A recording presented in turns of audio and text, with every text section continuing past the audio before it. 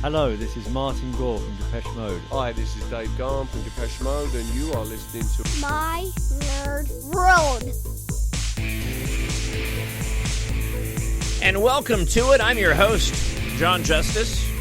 Depeche Mode, the podcast. As always, if you want to email, TalkShowNerd@gmail.com. For this week's episode, you're kind of the host. The band has wrapped up the Memento Mori tour. We await news of a box set, of a live physical release of the tour, ? As we talked about on last week's episode. Those much talked about, and then I've heard a lot about 4 fully produced, unreleased tracks from Memento Mori that didn't make it on the album. So I do not believe that any new news or content from Depeche Mode certainly is over. There will be more to discuss later this year, but at the moment, everything has gone very quiet, as I'm sure that Martin and Dave have returned back home to their families and are enjoying some much-needed time off. That being said, a lot of you guys wrote in from last week talking about what the future of the band is, which is why I've titled this week's episode, The Future. So, while I'll host it, you're really all the co-hosts as I run through your listener feedback this week. All right, first off, let's hear from Andus, who says this: I don't think that Depeche Mode is a farewell tour type of band. It's too much of a ploy to feel interesting as a creative package, even if done with honest intent. But if they ever did one, I guess that tour would be called Memento Mori. To me, that is probably the perfect name of a farewell tour, and an album from Depeche Mode, as they've always joked around with their titles, it would be fitting. But if they do another tour without releasing a new studio album in the context of that tour being the last one, what I think that we'll see is a tour package similar to the singles tour that took place in '98. They will release a new compilation with a few entirely new songs and a tour on the back of that.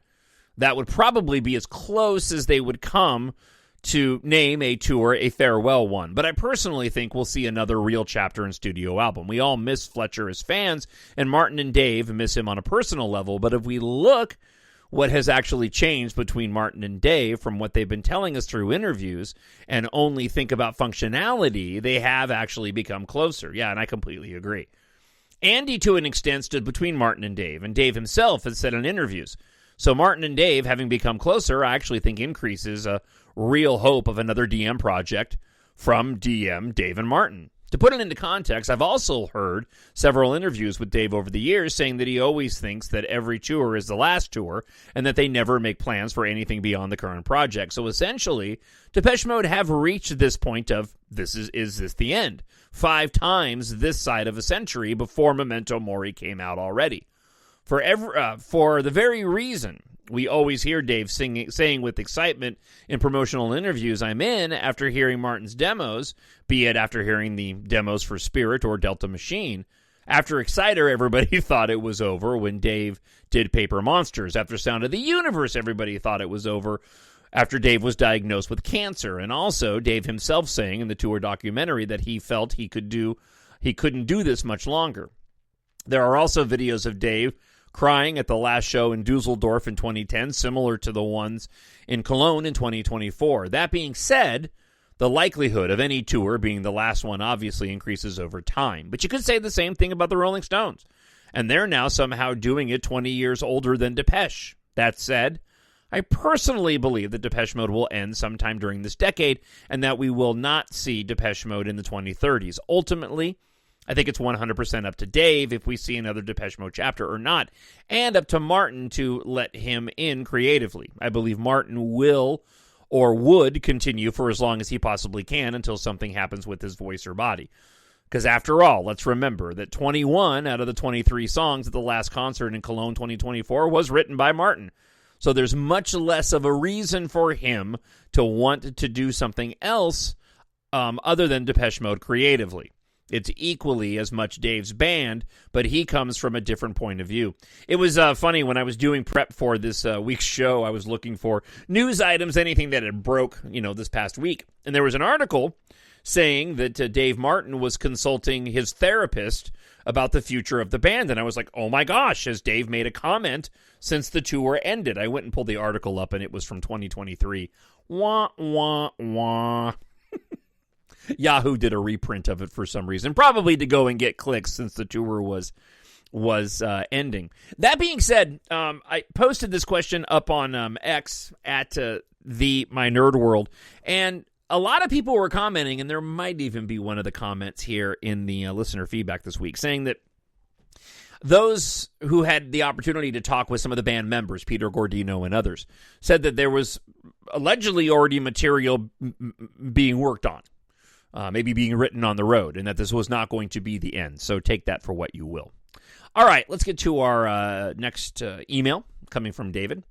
Hope all is well with your nerd world. It is. Someone should send you a box of Nerds candies. Ha! That's funny. I used to eat those a ton when I was a kid. Of all the speculation that has come from the ghost camp of Mode psychics out there, the one prognostication that got me shaking my head was the suggestion that there would be no video release for the Memento Mori tour. I'll play devil's advocate. If there is no money for Anton to finish the project, it may be because the record company found the album sales to be disappointing. Memento Mori performed shockingly poorly in the U.S. The band missed the top 10 on the album chart for the first time since 1987 in Music for the Masses. Reasons for this are ripe for further discussion in microscopic navel-gazing. While the band sells a lot of tickets and earns a lot at the door, the record company is perhaps less impressed by the sellout tour when the sell-through product sales were moribund. After all, Depeche Mode were on the road at the same time as Beyonce and Taylor Swift, both of whom sell in the tens of millions of units. If that's the case, right, and I don't have any reason to believe David's data or information is false. But if that's the case, I think it's a really good argument to the band should have done more tracks from Memento Mori, to be honest with you, but that's just me.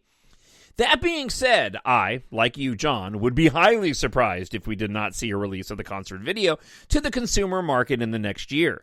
And listen, to that point, I mean, they shot footage throughout this tour.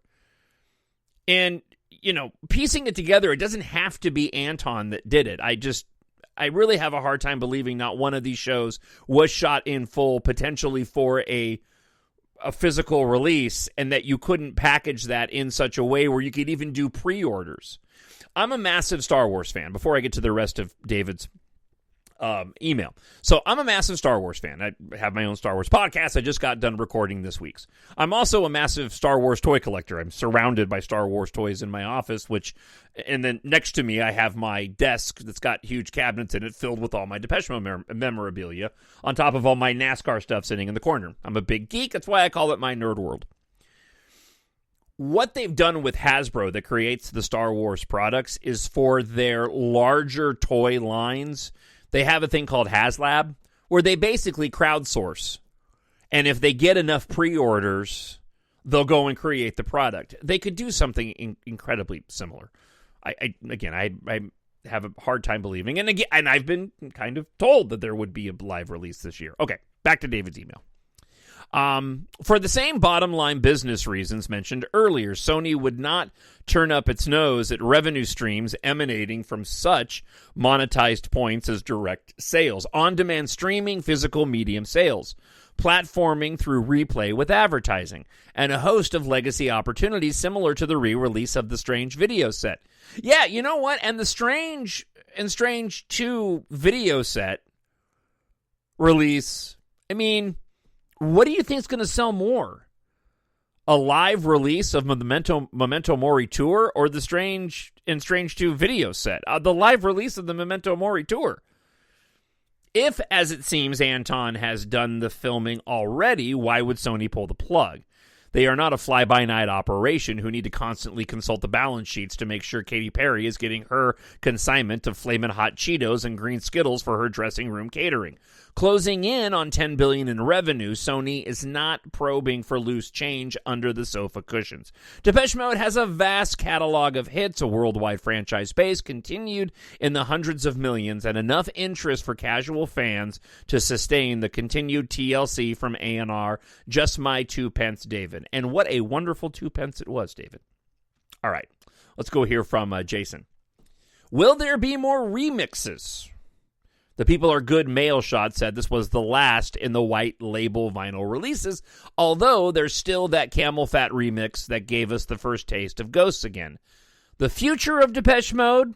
I don't recall Dave making such a speech before the end of a tour. After the last 4 years with the pandemic, Fletch, the recording of the album and tour, mentally and physically, they'll probably both feel drained and have doubts at this moment in time if they'll want to do another cycle of recording and touring.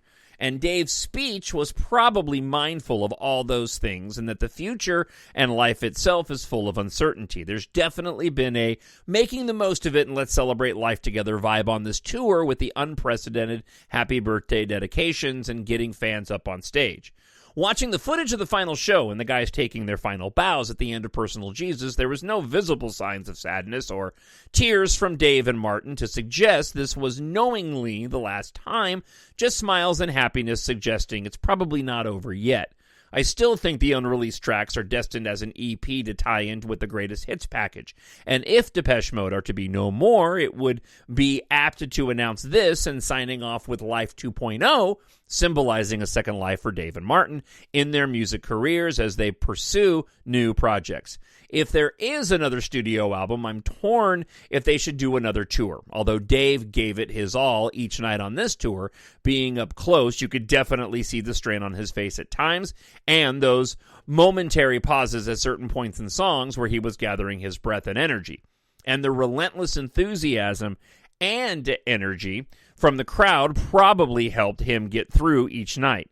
If he feels that another tour would be too much for him and he wouldn't be able to keep up with his high standards as a performer, the last thing I would want to see is an underperforming Dave on stage being a shadow of his former self and his reputation as one of the best live frontmen being tarnished by doing one tour too many. Listen, I remember heading into this tour thinking that Dave was probably going to go back to something more akin to his earlier time on stage, and more specifically when I think back to while he was active during the Music for the Masses tour and the 101 show, he did spend quite a bit of time just standing there at the mic singing, whereas it seems like these days he doesn't do it nearly as much, and I was as shocked as anybody at just how energetic Dave was on this past tour. If Depeche Mode do call it a day, then what a way to go with the Memento Mori album and tour. For now, enjoy the silence, pun intended, as no news between now and the probable October 26th new album tour announcement is good news. And 38 years ago this week was my first Depeche Mode gig, Black Celebration at Birmingham NEC Arena, which featured as live tracks on some releases. Regards, Jason. Thank you, Jason. And just a blanket thank you to everybody who wrote in this week. In case I miss anybody, you are all friends of the show, and I appreciate you listening every week. Hi, John. I just listened to your podcast regarding Is This the End of Depeche Mode? I heard it from Simon, who heard it from James, confirming with Sarah that I was to blame. I heard it from Joseph, who heard it from John, who said with conviction that all hope is gone. See what I did there? I did, and somehow I turned that into something akin to Christmas and A Night Before Christmas, and all through the house. Only James was stirring, not even Joseph. I don't know. Sorry. Getting back to Leah Raffi and her comments here. Oh, and here we go. However, I did hear that a band member says there is new music being worked on and they will tour if they are fit to do so. I also believe there is another album left in DM and Martin can't help himself but make new music. But as you said, they are creative people and they're probably going to give us more. Fingers crossed. I think we overanalyze Dave's words. Yes, he will say his words precisely. Sigh, we can go back and forth, but I don't want to jinx it. I think, given the fandom and reception of this tour, they will do an official exit tour for the fans like Aerosmith, Kiss, Motley Crue. Hang in there. Cheers. Stay Depeshed, Leah. Thank you very much. All right. Let's go to Lori. Lori says this. Do you think they might release the 4 additional tracks on May 26th? the anniversary of Fletch's passing as just another way to remember and honor him. Enjoy your podcast, Lori. I doubt it, Lori. I don't see that happening. I'm wondering if, now again, based off of what I was told, initially it was those tracks would come out in May. There was another rumor rolling around that those 4 unreleased tracks would come out in April, which I thought might have coincided with the end of the tour. But initially what I was told was those tracks would come out in May. Now, Lori, to your point, perhaps on Fletch's, on the passing of Fletch's, on the anniversary of Fletch's passing, but I don't know if you'd want to mark it that way. I think that if it's coming out in May, that they could be coming out with maybe an announcement of the live release, potentially a box set. And, since we're looking at April 18th at the moment, I think that by the end of the month, if we're going to get those tracks, we'll probably get an announcement of some type. The tour did just end, so we'll have to wait and see. Point being, what I was initially told still has yet to occur because we haven't got to May yet. So, all right, David Theofolt writes this. Everyone needs to chill out a bit. This tour just ended, and everyone is concerned about what's next. Let's let these guys rest and enjoy what was probably one of their best tours. I've been to 13 now, including the Rose Bowl, and in my opinion, this has been one of my favorite. Let's enjoy Memento Mori and praise how spectacular it is. I've been a fan for 40 years, and since Songs of Faith and Devotion, I have thought that this was their last one after every album. If they do end it, then at least it's on good terms, and after a spectacular album that we should be grateful for. The last thing I want is for this to end, and to be honest, feel bad for my wife if it is. I will probably cry for a week straight and every time I hear Depeche Mode. But if this is the case, we have a lot of phenomenal music to always remember that Depeche Mode has been the soundtrack of all of our lives. And I've loved having been a part of this podcast with all of you, Depeche Mode, forever. Yeah, David, I completely agree with your sentiment. I don't think that people are freaking out, personally. I think it's just the inevitable question that gets asked at this point in the band's career off of what has been just one of the best Depeche Mode eras since Songs of Faith and Devotion, for me, personally. Next would probably be the Ultra era, which has a lot of familiarity and a lot of comparisons to this era. Considering what Dave went through, was the band going to end, Alan leaving, and then coming back with such a great album as Ultra? That was a pretty fun era. Unfortunately, it wasn't marked with a tour since the band didn't tour until they went out for the singles tour. And by then, I think some of the excitement that they were creating new music was lost. It's understandable why they didn't go on tour. Dave was not in a place where he could go on tour at the time. So I would put this era, not albums, but this era, up there just above the Ultra era, just below Songs of Faith and Devotion. I mean, nothing for me beats that trilogy in a timeline, not getting into the quality of music, but just that moment in my life of being 15 years old, exposed to Depeche, actually more around 14 years old, and then having experienced the time of the release of music for the masses, but still kind of too young to really get into it because it didn't have all the freedom. But then by the time Violator came out, I had all the freedom and I was following the band around. And certainly that continued going into the era of Songs of Faith and Devotion.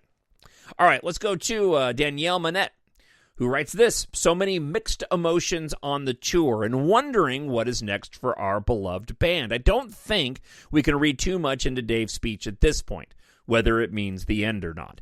They probably don't even know themselves. Like you mentioned, they've always said that they're taking things one album and one tour of the time. If they do write new material, I feel compelled to share it with us again, then it's not over. If Dave doesn't have the energy to carry a tour in a few years, then it could be over. He always thinks that he's done after every tour, as other individuals have mentioned. We can safely assume that they will continue to create music. Will it be as Depeche Mode? That remains to be seen. I for sure would like to see them tour again, as I feel I've missed out during all those years I was away, and now that my fandom has been renewed. But it would also be great for them to go out on top like they did. Mind you, they have such a strong fan base that it will always end with a bang, whatever they do. In the words of the greatest frontman in the world, nothing's impossible. Cheers. Thank you, Danielle. All right, James Rigby writes... Hold on, lost my scrolling here. I find the no physical release of the concerts a bit strange, considering we got news that the Mexico City shows was filmed, and also the Madrid shows as well. I don't believe it's the end. I just think Dave is covering for themselves in case they do decide to call it an end. So at least he got to have a decent goodbye. If it is the end, because I think at the time when they do the shows, it definitely does catch up with them, especially Dave. They always think it's going to be the end, but then they have a break, they do something else, they catch up and decide that it's not the end after all, and they record a new album. They decide to do another tour, and then the cycle repeats. Now, of course, the cycle will end at some point. I don't think now is the time, maybe next time. All right, let's go to DJ Sparkle. A big family of new wave and Depeche Mode friendly fans take an annual trip to Reno from San Francisco. This year, the week of 4/5, I just happened to coincide with the Depeche Mode cover band called Strangelove playing live in Reno. We caught them live, and it was one of the most amazing experiences ever. Quite literally, if you close your eyes, you would think it was Depeche. Heart-stopping. I had one lifelong fan friend say that he would much rather pay $25 and see them than pay $400 to see the real deal.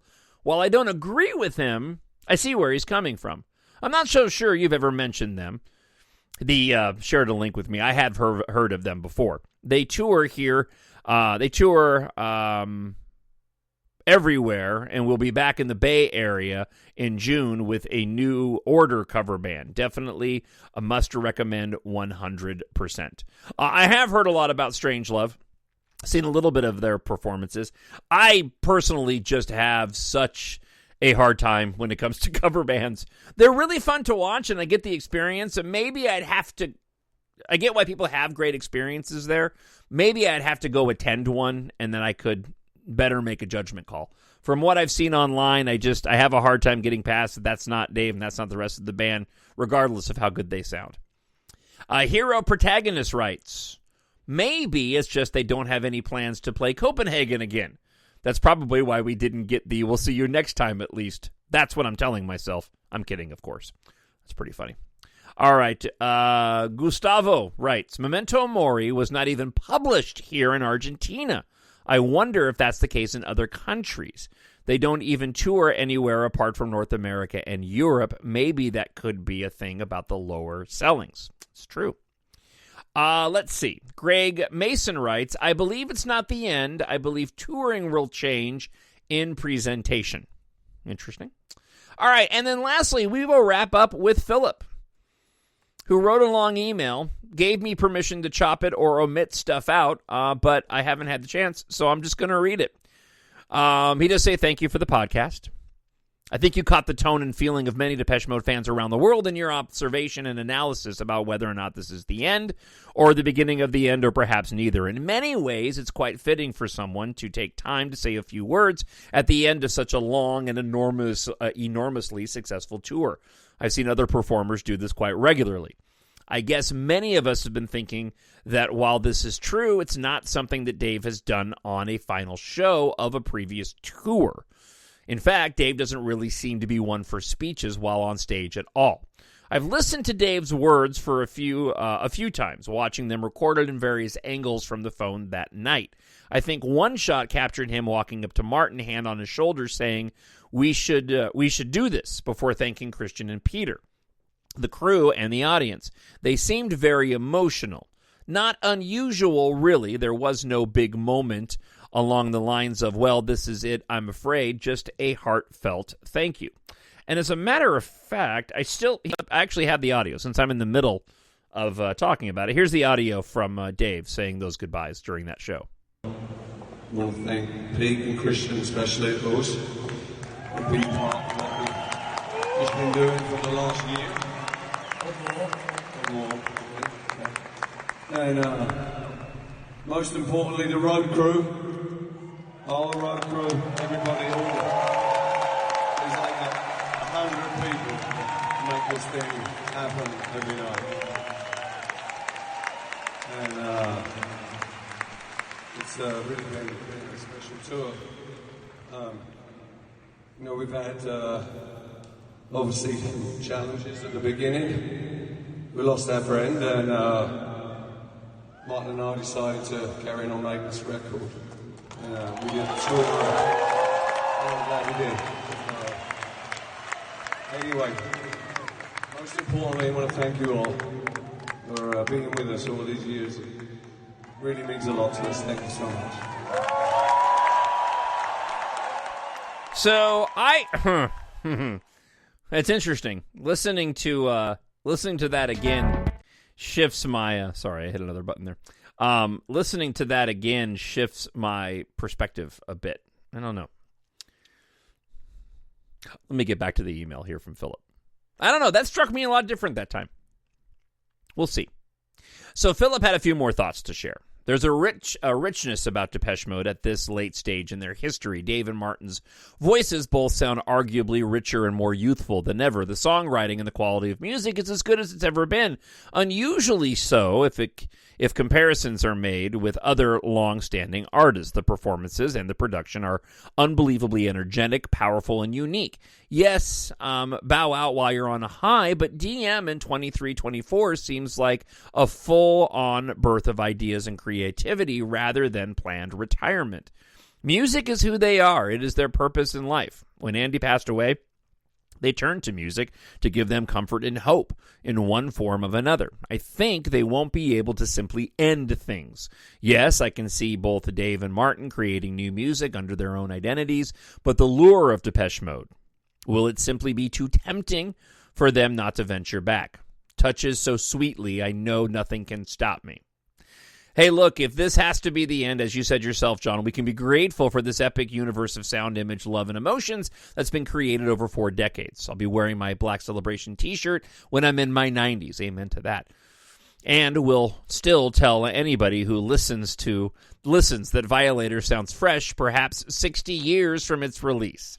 Anyway, thanks again, John, and to all the wonderful DM fans around the world. Let's see what the future holds. Thank you, Philip, and thank you to everybody again for writing in this week, as I kind of made this week's podcast all about you.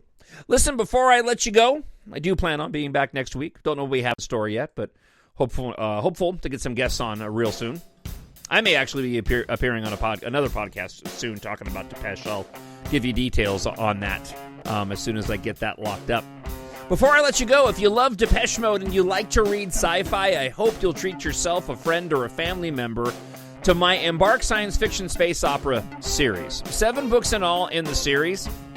I wrote book 1 based off of the genres that I love in science fiction. So book 1 is sort of a post-apocalyptic adventure that turns into a space opera. I had so much fun writing the first story and found it so enriching, I decided to continue with the series. First, with a trilogy. Book 2, Treasure in Darkness, is a heist adventure space opera. The first trilogy ends with The Vanishing War, which is a political thriller, action-packed space opera without the politics. Kind of think Hunt for Red October, if you're familiar with that book and that film. That's a techno-thriller, but it has an undertone of politics to it. It's the same thing I did with The Vanishing War.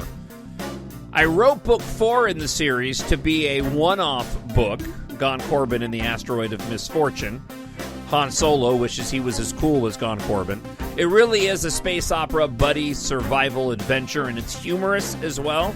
And it does serve as the link to the second trilogy in my series. That starts off with The Rocket Queen, a space opera set inside a post-apocalyptic Disneyland. Disneyland is one of my favorite places on Earth.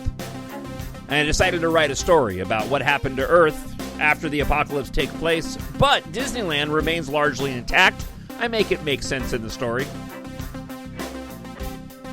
When you get to book 6 in the series, this is more of a space opera adventure mystery noir. Think Blade Runner in terms of the mystery of the story, but still an action-packed space opera. One of my favorite books in the series. And then lastly, book 7, an epic space opera which is filled with more action than a Michael Bay film. And that would be Battle Planet. So, 7 books in all in the series, available in ebook, Kindle Unlimited, audiobook, hardcover, and paperback. Again, if you like your science fiction filled with amazing tech, a lot of action, and some romance, EMBARK is perfect for you. And it is written for adults, but it's great for ages 11 plus in all 7 books in the series. So I hope you'll take a moment and check out EMBARK Book 1 today if you haven't already. As Earth faces its end, follow pilots Taft, Katha, and their crew on a journey of survival across the galaxy as they fight for humanity's future. Taft Gardia, the protagonist in the books, is a massive Depeche Mode fan in the future at a time when the music of the 80s through the 2000s is nostalgic and popular among the characters of the story. So, if you want to support my nerd world, I hope you'll go and take an opportunity to pick up my science fiction space opera series. And thank you so much for checking out this week's episode. I'll be back again next week. Until then, I hope wherever you are happy, you are healthy, and you are safe. Talk to you then. Bye. Hello, this is Martin Gore from